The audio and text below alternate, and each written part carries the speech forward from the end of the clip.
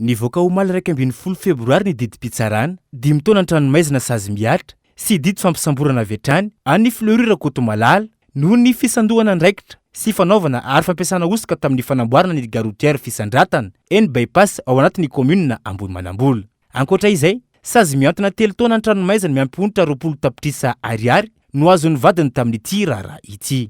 Fisolokiana fampiasana sy fanaovana taratasy osika tamin'ny orinasa MMP BTP izay nanofany milina goavana nampiasaina tamin'ny fananganana ny tobi-piantsoana etsy bypass ity no antony nampigadra azy. Tafiditra tamin'izany ihany koa ny vadiny izay voasoratra ao anatin'ireo taratasy osika nampiasainy ireo. Voalaza ihany koa fa ankoatr'ireo taratasy osika izay nataony ireo, tsy mbola nalony ihany koa ny ofan'ireo milina goavana nampiasainy tamin'izany. Teo anatrehan'izany rehetra izany, tsy maintsy ampiarina ny didim-pitsarana momba ity raharaha ity, na tsy eto Madagasikara izay Fleurira Kotomalala mivady. Teto izy no nanao eloka, na manana fizakana zoam-pirenena frantsay aza izy, azo atao tsara ny manenjika azy araka ny lalàna. Efa misy ihany koa ankilany ny fifanarahanm-piara-miasa eo amin'ny fitsarana frantsay sy malagasy, eo amin'ny lafin'ny fitsarana, mahavoasaringotra olona voaeloka any an-dranomaizina.